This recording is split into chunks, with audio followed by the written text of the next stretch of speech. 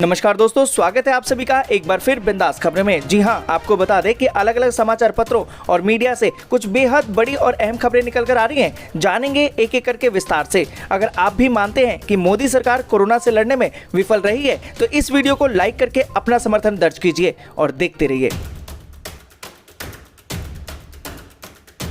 दोस्तों, खबरों का सिलसिला आगे बढ़ाएं उससे पहले जानते हैं महामारी के नए अपडेट को। आपको बता दें कि 24 घंटे में रिकॉर्ड 97,924 नए कोरोना मामले, जबकि एक्टिव केसों की संख्या 10 लाख के पार। दोस्तों, यहां पर हम आपको बता दें कि देश में कोरोना वायरस के मामले बढ़ते ही जा रहे हैं। रोजाना रिकॉर्ड संख्या में नए केस देखने को मिल रहे हैं, जिस वजह से कोरोना के एक्टिव मामलों में लगातार ही बढ़ोतरी दर्ज की जा रही है। केंद्रीय स्वास्थ्य मंत्रालय के मुताबिक बुधवार सुबह 8 बजे से लेकर गुरुवार सुबह 8 बजे तक देश भर में कोरोना वायरस के 97,924 मामले दर्ज किए गए। एक दिन में आए ये सबसे अधिक मामले हैं। इन नए मामलों के साथ अब देश में कुल कोरोना वायरस मामलों का आंकड़ा बढ़कर 51,18,283 पर पहुंच गया है। जिस रफ्तार से देश में कोरोना के मरीज ठीक हो रहे हैं, उससे कहीं ज्यादा रफ्तार से कोरोना के नए मामले भी आ रहे हैं, जिस वजह से एक्टिव मामलों की संख्या लगातार बढ़ रही है। केंद्रीय स्वास्थ्य मंत्रालय के मुताबिक 24 घंटों के दौरान कोरोना के एक्टिव मामलों में 14,043 की बढ़ोतरी हुई है और देश में कुल कोरोना के एक्टिव मामलों का आंकड़ा बढ़कर 10 लाख को पार कर गया है। कोरोना वायरस के बढ़ते मामलों के साथ ही देश में कोरोना की वजह से जान गंवाने वालों की संख्या भी लगातार बढ़ रही है। केंद्रीय स्वास्थ्य मंत्रालय के आंकड़ों के मुताबिक 24 घंटों में 1,132 लोगों ने देश भर में कोरोना की वजह से जान गंवाई है। कोरोना वायरस अब तक देश में 83,198 लोगों की मौत का कारण बन चुका है। पूरे देश में रोजाना 1100 से ज्यादा लोग इसकी वजह से अपनी जान गंवा रहे हैं। दोस्तों, जिस तरीके से महामारी बड़ी तेजी से बढ़ रही है, ऐसे में एक उम्मीद इसकी वैक्सीन हो सकती है, पर जब तक वैक्सीन नहीं आती है हमें खुद को बचा कर रखना होगा। और इसी के साथ दोस्तों बढ़ते हैं आज की पहली और बड़ी खबर की तरफ। और आपको बता दें कि 70 साल के हुए पीएम मोदी जाने क्यों खास होती है। 17 सितंबर को जन्मे लोगों की कुंडली। देश के प्रधानमंत्री नरेंद्र मोदी आज अपना 17वां जन्मदिन सेलिब्रेट कर रहे हैं। पीएम मोदी का जन्म 17 सितंबर 1950 को गुजरात के वाडनगर में हुआ था। पिछले 7 सालों में मोदी की लोकप्रियता न सिर्फ देश बल्कि दुनिया में भी बढ़ी है। दोस्तों, यहाँ पर आपको बता दें कि पीएम मोदी की जन्म तिथि 17 सितंबर है। इस तिथि को सूर्य कन्या राशि में होता है। ऐसे लोग जेंडर को तरजीह नहीं देते बल्कि व्यक्तित्व में भरोसा रखते हैं, कार्य में दक्ष होते हैं। कन्या बुध की उच्च राशि है। वाक्पटुता ऐसे जातकों का स्वाभाविक गुण होता है। भाषण आदि में निपुण होते हैं, व्यवहारिक होते हैं और भावनात्मकता पर नियंत्रण होता है। 17 का अंक सूर्य, शनि और केतु का सूचक है। स्वयं में न्यायप्रिय और शुभ अंक है। प्रशासन प्रबंधन के साथ आम लोगों से गहरा नाता रखते हैं। अच्छे प्रशासक और जन नायक होते हैं। स्वयं प्रधानमंत्री नरेंद्र मोदी इसका प्रमाण है। इस तारीख को जन्मे जातकों को सफलता अक्सर जीवन के उत्तरार्ध में प्राप्त होती है। भाग्योदय 32 वर्ष के आसपास या बाद में होता है। इन्हें प्रतिष्ठा और प्रसिद्धि के लिए अतिरिक्त प्रयास करना पड़ता है। मेहनत और लगन से जगह बनाने में सफल होते हैं। स्वभाव थोड़ा सा डोमिनेटिंग होता है। दोस्तों, आगे बढ़े उससे पहले वीडियो को लाइक और शेयर जरूर कर दें और ऐसी खबरों को अपने मोबाइल पर देखने के लिए चैनल को सब्सक्राइब करें, बेल के आइकन को दबाएं, ऑल नोटिफिकेशन को जरूर ऑन करें। और इसी के साथ दोस्तों बढ़ते अगली बड़ी खबर की तरफ। और आपको बता दें कि पीएम मोदी के ये 5 बड़े सपने पूरे होते ही बदल जाएगी देश की तस्वीर। प्रधानमंत्री नरेंद्र मोदी 70 साल के हो गए। उनके बारे में कहा जाता है कि वह किसी भी काम को करने से पहले एक लक्ष्य निर्धारित करते हैं। देश के लोगों को उनसे काफी उम्मीदें हैं। आर्थिक तौर पर देश की तस्वीर बदलने के लिए उन्होंने एक लकीर खींची है। जब पहली बार नरेंद्र मोदी 2014 में देश के प्रधानमंत्री बने तो उन्होंने स्वच्छ भारत मिशन और हर परिवार को बैंकिंग सिस्टम से जोड़ने का नारा दिया था। उस समय उनकी ये योजना एक सपना भर थी, लेकिन उन्होंने इसे अंजाम तक पहुंचाया। अब पीएम मोदी ने न्यू इंडिया बनाने के लिए कुछ लक्ष्य निर्धारित किए हैं जो आज सपने लगते हैं, लेकिन अगर ये सपने सच हो गए तो देश की तस्वीर बदल सकती है। दोस्तों, यहाँ पर आपको बता दें कि पहला है आत्मनिर्भर भारत। कोरोना संकट से आर्थिक तौर पर पूरी दुनिया त्रस्त है। इस महामारी ने भारतीय अर्थव्यवस्था की कमर भी तोड़ दी है, लेकिन इस आपदा को अवसर में बदलने के लिए प्रधानमंत्री नरेंद्र मोदी ने 12 मई 2020 को राष्ट्र को संबोधित करते हुए आत्मनिर्भर भारत अभियान का नारा दिया। पीएम मोदी का कहना है कि कोरोना संकट के बाद एक नया भारत बनकर उभरेगा जो कि आत्मनिर्भर होगा। इस अभियान को अंजाम तक पहुंचाने के लिए 20 लाख करोड़ रुपए के आर्थिक पैकेज का इस्तेमाल होगा। दूसरी है 5 ट्रिलियन इकोनॉमी। पीएम मोदी ने वित्त वर्ष 2024-25 तक भारतीय इकोनॉमी को $5 ट्रिलियन का बनाने का लक्ष्य रखा है। कोरोना संकट ने भले ही इस लक्ष्य को कठिन कर दिया है, लेकिन अभी भी पीएम मोदी अर्थव्यवस्था को रफ्तार देने की कोशिशों में जुटे हुए हैं। इस लक्ष्य तक अर्थव्यवस्था को पहुंचाने के लिए रास्ते में तमाम चुनौतियां हैं। पीएम मोदी मोदी ने $5 ट्रिलियन इकोनॉमिक पर एक चर्चा के दौरान कहा था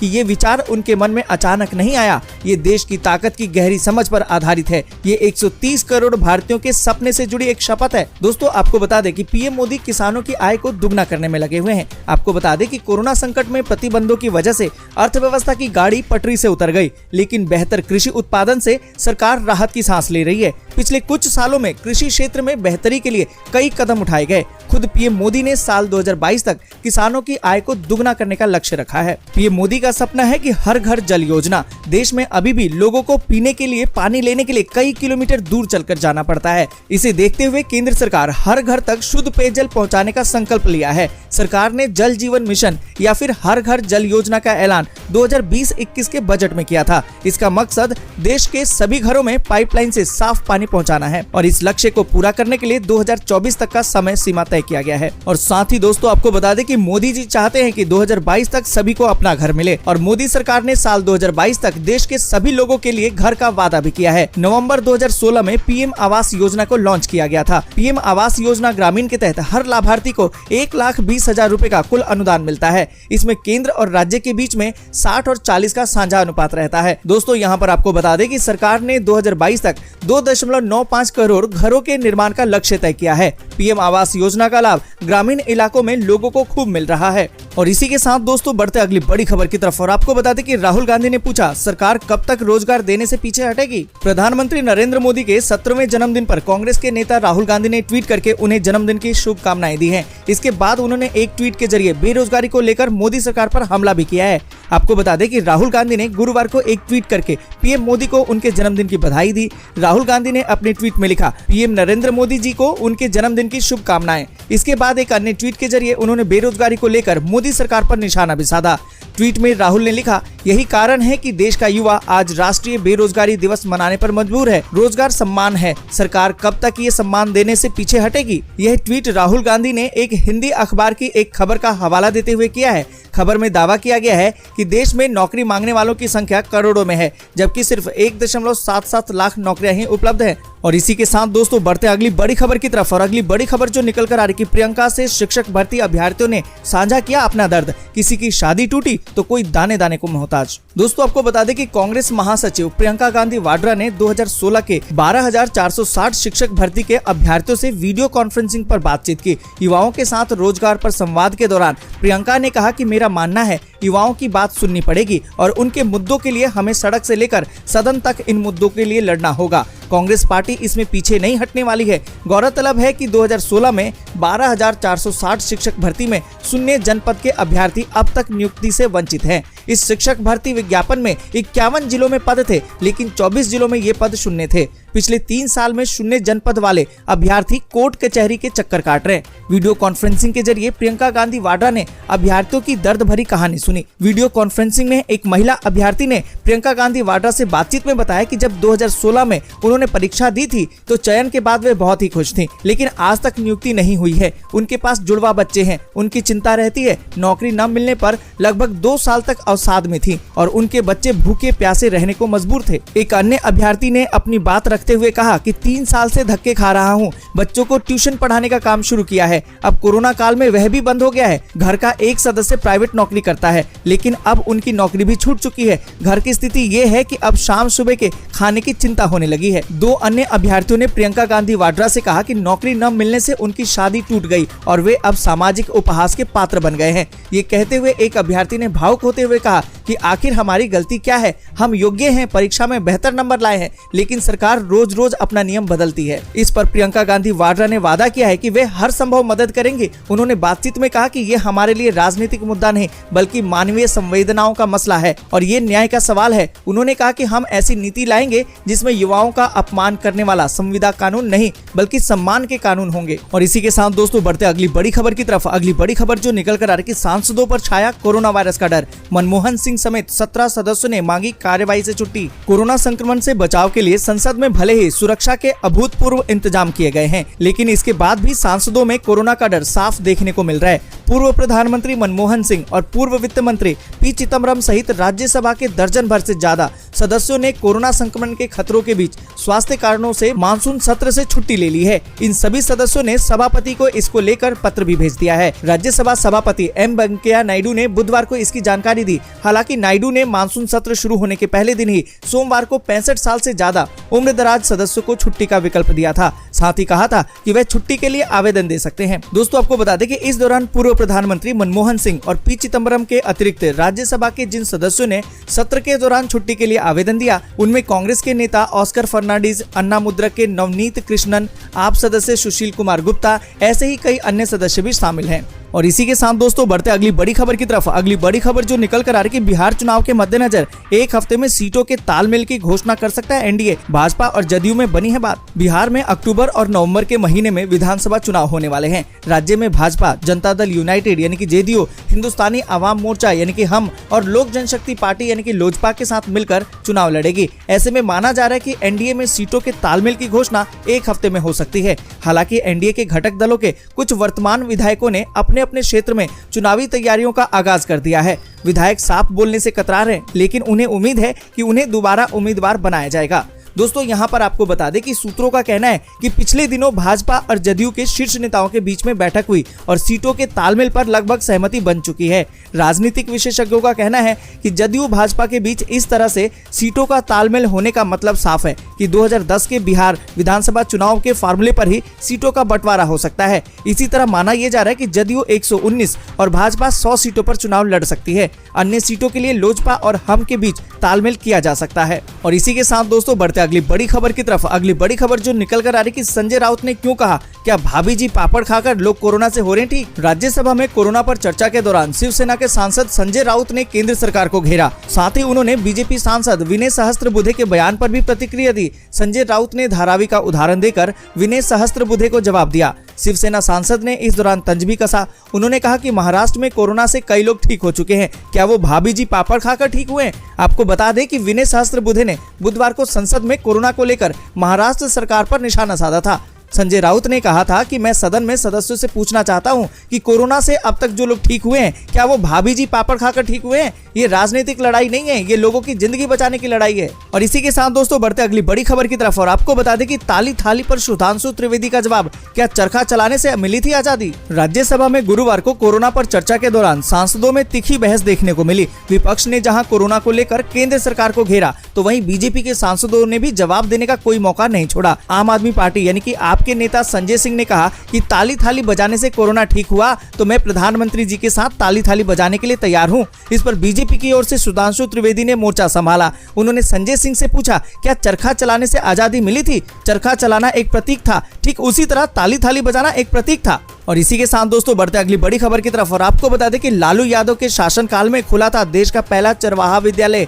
कई देशों ने किया है रिसर्च। भारतीय राजनीति में लालू यादव की तरह देशी अंदाज में बोलकर वाहवाही लूटने वाला शायद ही कोई दूसरा नेता रहा होगा। लालू बड़ी बड़ी बातें देशी अंदाज में हंसते हंसाते कह देते थे, लेकिन उन्होंने अपने शासनकाल में कई ऐसे काम कर दिए जिस पर देश और दुनिया के लोग रिसर्च करने लगे। इन्हीं कामों में से एक था लालू के सपनों का चरवाहा विद्यालय। राष्ट्रीय जनता दल यानी कि आरजेडी के दिग्गज नेता लालू प्रसाद यादव भले ही आज चारा घोटाले के आरोप में रांची की जेल में हैं, लेकिन जब वे बिहार के मुख्यमंत्री थे तो एक सपना देखा था। उनका सपना था कि गरीबों के बच्चे भी पढ़े लिखे और तरक्की करें। कहा जाता है कि लालू का बचपन गरीबी में बीता, इसलिए वे गरीबों की समस्या को भली भांति समझते थे। मुख्यमंत्री बनने के बाद उन्होंने एक नारा दिया था, जो गाय चराने वालों, भैंस चराने वालों, पढ़ना लिखना सीखो। लालू यादव की इस कल्पना पर देश में लोग चुटकियां भी लेने लगे थे, लेकिन लालू धुन के पक्के थे। उन्होंने ठान लिया था कि गरीबों के लिए चरवाहा विद्यालय खोलेंगे और देश के पहले चरवाहा विद्यालय के लिए मुजफ्फरपुर को चुना गया। 23 दिसंबर 1991 को मुजफ्फरपुर के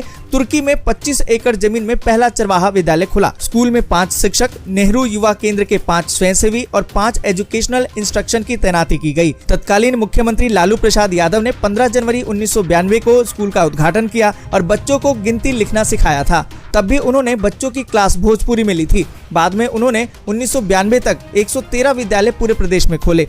तुर्की के बाद दूसरा चरवाहा विद्यालय रांची के पास झिरी में खुला था। दोस्तों यहाँ पर आपको बता दें कि बीबीसी की एक रिपोर्ट में वरिष्ठ पत्रकार लक्ष्मीकांत सजल ने बताया कि अमेरिका और जापान की कई टीम इस विद्यालय को देखने आई थी। आलम ये था कि हम लोग इस प्रयोग पर हंस रहे थे, लेकिन पूरी दुनिया इस पर रिसर्च कर रही थी। और इसी के साथ दोस्तों बढ़ते अगली बड़ी खबर की तरफ और आपको बता दें कि सामना में शिवसेना ने किया जया का समर्थन। लिखा, तांडव करने वाले पांडव आज चुप क्यों हैं? बॉलीवुड में ड्रग्स विवाद को लेकर नई जंग छिड़ गई है। संसद में रवि किशन और जया बच्चन इस मसले पर आमने सामने आए हैं, जिसके बाद बॉलीवुड से लेकर राजनीतिक दल अब अलग अलग धड़ों में बंट चुके हैं। बुधवार को शिवसेना के मुख्य पत्र सामना में जया बच्चन का समर्थन किया गया। संपादकीय में कहा गया कि बॉलीवुड सिर्फ कुछ कलाकारों का ही नहीं बल्कि काफी लोगों का है, जिसकी पीड़ा जया बच्चन ने व्यक्त की है। दोस्तों यहाँ पर आपको बता दें कि सामना में लिखा गया कि जया बच्चन के विचार जितने महत्वपूर्ण हैं उतने ही विवाद भी हैं। ये लोग जिस थाली में खाते हैं उसी में छेद करते हैं। ऐसे लोगों पर जया बच्चन ने हमला किया है। जया बच्चन ने महिलाओं पर अत्याचार के संदर्भ में संसद में बहुत भावुक होकर आवाज उठाई है।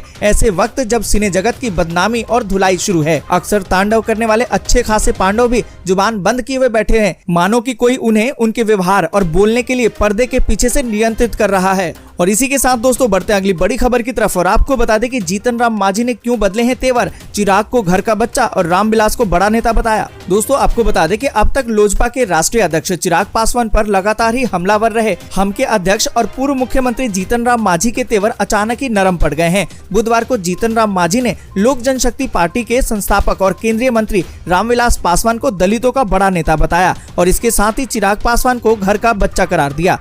कहा कि हमारे पारिवारिक संबंध है और राजनीतिक मतभेद तो होते रहते हैं। माना ये जा रहा है कि चिराग पर नरम पड़े मांझी पर ये मोदी नड्डा का इफेक्ट है। और इसी के साथ दोस्तों बढ़ते आगे और जानते हैं मौसम के ताजा हाल को। आपको बता दें कि अगले 24 घंटों के दौरान उप हिमालय, पश्चिम बंगाल, सिक्किम, असम और मेघालय के कुछ हिस्सों में मध्यम से भारी बारिश होने के आसार हैं। वहीं अरुणाचल प्रदेश, कोंकण और गोवा के कुछ हिस्सों, दक्षिणी मध्य महाराष्ट्र और बिहार के कुछ क्षेत्रों में हल्की से मध्यम बारिश हो सकती है। इन भागों में एक दो स्थानों पर कुछ समय के लिए भारी बारिश भी हो सकती है। अंडमान और निकोबार द्वीप समूह, तटीय कर्नाटक, उत्तरी आंतरिक कर्नाटक, केरल, तमिलनाडु, आंध्र प्रदेश के कुछ हिस्सों, तेलंगाना, लक्षद्वीप, पूर्वी उत्तर प्रदेश, मध्य प्रदेश के कुछ हिस्सों, दक्षिणी पूर्वी राजस्थान और शेष पूर्वोत्तर भारत में हल्की से मध्यम बारिश होने की उम्मीद है। वहीं उड़ीसा, गंगे पश्चिम बंगाल, विदर्भ, मराठवाड़ा, गुजरात के कुछ हिस्सों और उत्तराखंड में कहीं कहीं हल्की बारिश हो सकती है। दोस्तों आज के लिए बस इतना ही। वीडियो को लाइक और शेयर जरूर कर दें और ऐसी खबरों को अपने मोबाइल पर देखने के लिए चैनल को सब्सक्राइब करें, बेल के आइकन को दबाएं, ऑल नोटिफिकेशन को जरूर ऑन करें।